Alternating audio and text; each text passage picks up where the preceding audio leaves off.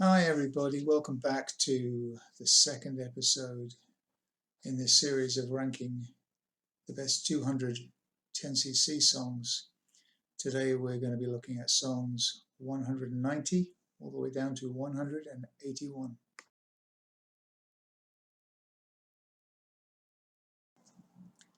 Number 190, I've got Desperate Dan by Hotlegs. The Hotlegs album's got plenty of room for experimentation. After all, it owes its very existence to an experiment, i.e. Neanderthal Man. It's got room for some old tracks, some great old tracks, and it's also got room for some pure fun, i.e. Desperate Dan. This is a romp through a 12-bar blues. It's rhyming Dan with man and oh my with cow pie, that kind of thing. It's not the rootsy R&B that Eric brought along to the group. It's just a bit of fluff. Kevin sings in that overdriven voice of his. Everybody joins in the background, and Peter Tattersall comes out from behind the desk to do a bit of boogie piano. Now, this was a single in Germany. Absolutely no chance of being a hit, and indeed it wasn't.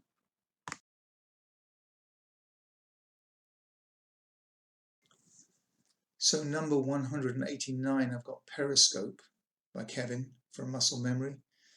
The conception of this record is typically inventive, especially so for somebody's first solo album made when they're 73, which is he asks for collaborators, potential collaborators, to submit tracks. He auditions them, and the ones he likes, he writes melodies and lyrics over the top. There's a problem with this record for me, and it's because it's so dark. I mean, Kevin, I don't think it's a posture. I think he really does believe the world is fucked, and he wants to sing about it, and that's fair enough. But this track gives me a bit of light and shade because the music's rather beautiful, and the credit to that must go obviously to John Mulder, who provided the music for this track. It's interesting, this one, he sounds a lot like Black Star period Bowie, particularly when he starts adding his own self-harmonies about a minute in. So this is a track I do like to return to. I can't take the album as a whole, it's just too oppressive. Having said that, a debut solo album with this unique approach by a 73-year-old with a huge history in the music industry, it really should have been noticed, maybe nominated at least for the Mercury Prize.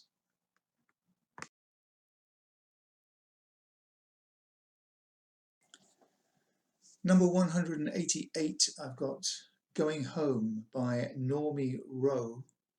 This was a hit, a number 7 hit in Australia in 1967, although it remains very obscure here and probably elsewhere. This is the first of Graham's 60s songs on the list, I think, and as you'd expect with a songwriter for hire, which is what he was, his body of work is dispersed amongst a huge array of different artists, and therefore it's difficult to get a handle on. Now, I think we really need a campaign or a reissue program to intelligently pull all this, to bundle all this material together, because it's only when you do that you see what a strong body of work it is. This is an archetype, I suppose, both lyrically and musically. You've got thoughts of home and displacement from it. You've got the family unit being mentioned very strongly. But we'll talk more about the lyrics to this group of songs later and why they are like they are. The chorus reminds me a little bit of No Milk Today, the way it's set up by the verse. And the verse itself has got this curious stuttering start, and it all adds up to an uneasy, unusual track that's very arresting.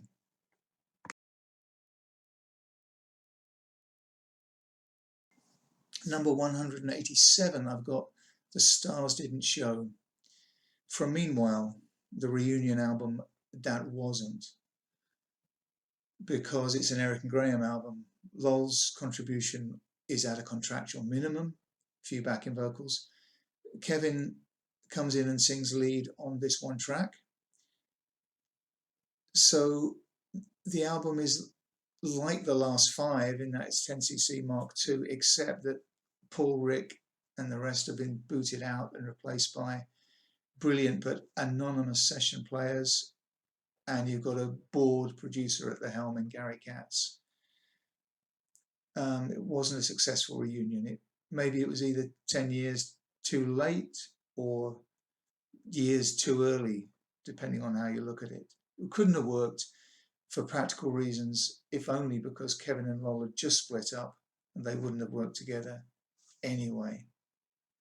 Now, Eric and Graham reckon that the writing sessions for this album were fun and that the demos were great, and it was a record company pushing them in the direction of a US producer and the rest of it that ruined the project. Except I don't really buy that, because the demos have either been released or they circulate, and to be honest, they are just a weak batch of songs. I don't think the recordings helped for sure, but I have to say this is a fairly depressing project all the way around.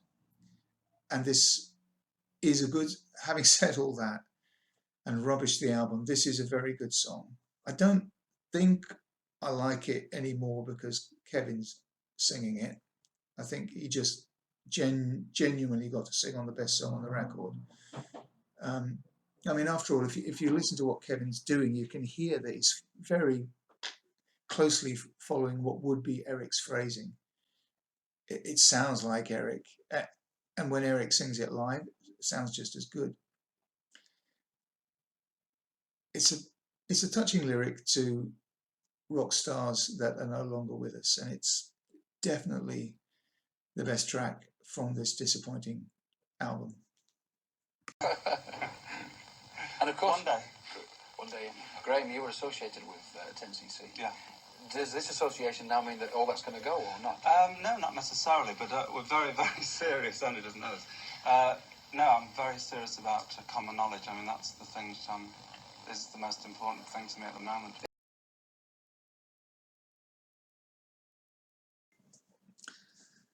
#186, I've got Don't Break My Heart by World in Action / Common Knowledge. So we're back with the first batch of Graham and Andrew songs done immediately after the end of 10cc Mark II. This isn't the best of the batch of those songs. There's many more coming up in this list, but I imagine this might have been chosen to represent whatever Graham and Andrew thought a single might sound like. It's more like a decent album track to me than something standalone, and certainly compared to the first Wax single, which was to come a couple of years later, it feels really pedestrian. And many others of this crop of songs are more fun or more striking or something. Think of this one as a safe pair of hands. It's a calling card, maybe. I seem to be damning this song with faint praise. I do like it, and I like the slightly clunky and warm-hearted video that goes along with it, and which explains in a very low-budget kind of way how the transatlantic Gouldman and Gold partnership came about.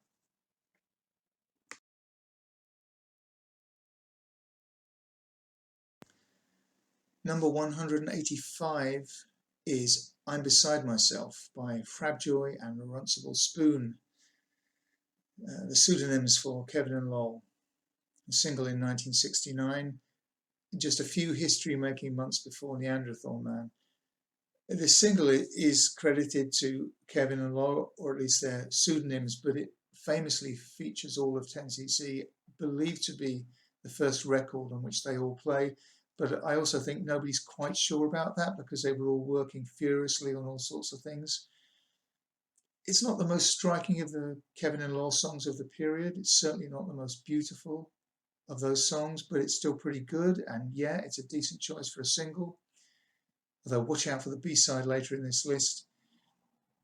Kevin Godley, by the way, would have to wait 12 years before he was to sing lead vocal on a hit single in the UK.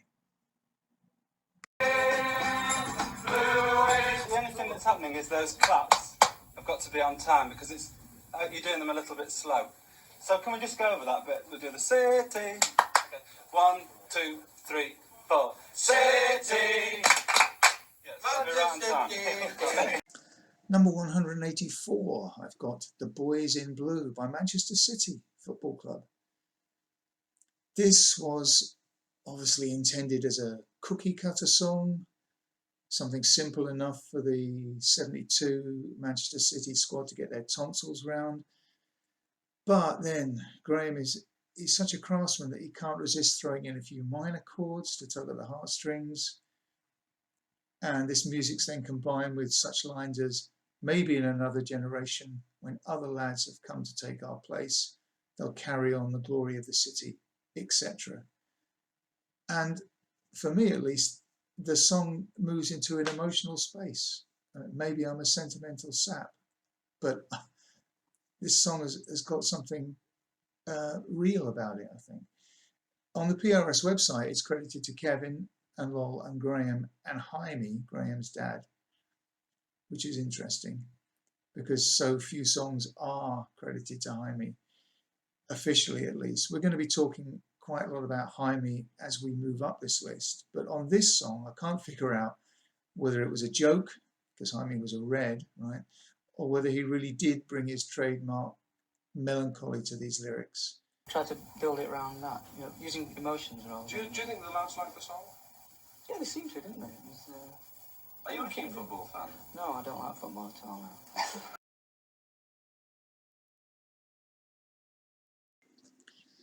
Number 183, I've got Crying Time Again. This was the start of a productive writing partnership and friendship between Graham and the former founder member and the chief songwriter of the Christians, Henry Priestman. The fact that there's 3 writers assigned to this song, that's described by the circumstances in which it was written. It was workshopped at one of the first songwriting retreats to be organised by Chris Difford. It's an ingenious idea, this, where you get a pool of songwriters, you split them into groups of 3, I think, and then you ask each group to go away and write a song, and then everybody gets together at the end of the day and the songs are performed in front of the rest of the peer group. I think it's fair to say that the connections made and the friendships forged at these events are probably more important, more significant than most of the songs that were written there. But this one is a really good one.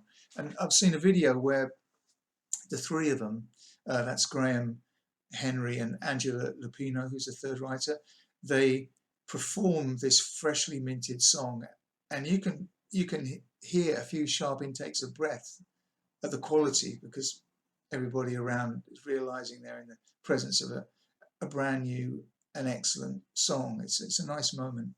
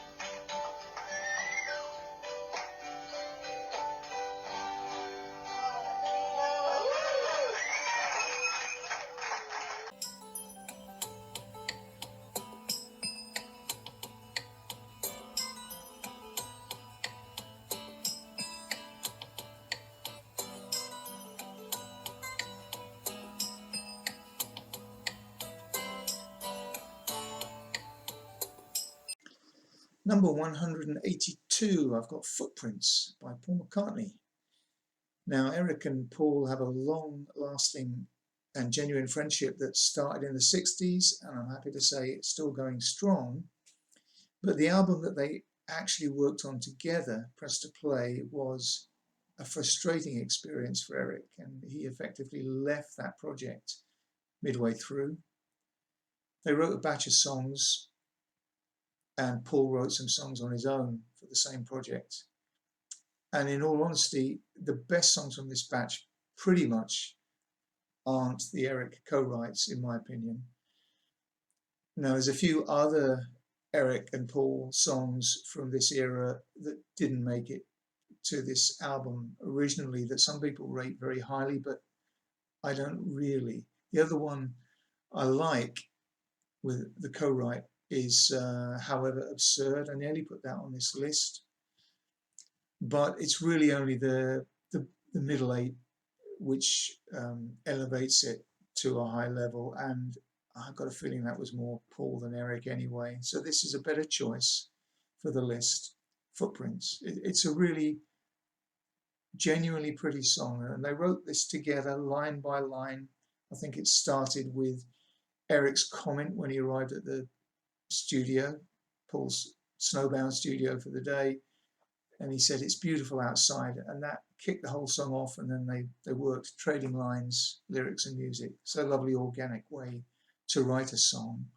And there's an effective, almost ABBA-like use of a post-chorus where guitar arpeggios suddenly come up in the mix. I think not only is it the best co-write on the album, it's probably Hugh Padgham's best moment as producer on the record. Now, it would have been nice to hear Eric sing this as a duet with Paul, but I guess that was never on the cards.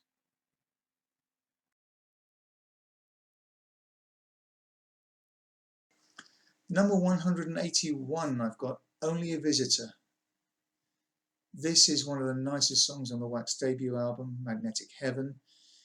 Most of that record was produced by Phil Fornelli in his kinetic style, which worked for a lot of the record, but this is a nice contrast. It's floatier and dreamier, and indeed Graham and Andrew produced this themselves. Both guys sing great here, and they know instinctively how to make the most right of their vocal tag team. They've got very different voices, have Andrew and Graham, but they combine very nicely on this cut. And that brings our second episode to an end. So thank you very much again for listening. Please feel free to comment, and I'll see you next time for 180 through 171. Andrew Lloyd Webber. No, it's Sarah. Sarah? Sarah. Not Andrew. Oh, oh. Sarah. Sarah. Oh, oh. I say, Sarah. He's just strangled Sarah. Andrew first.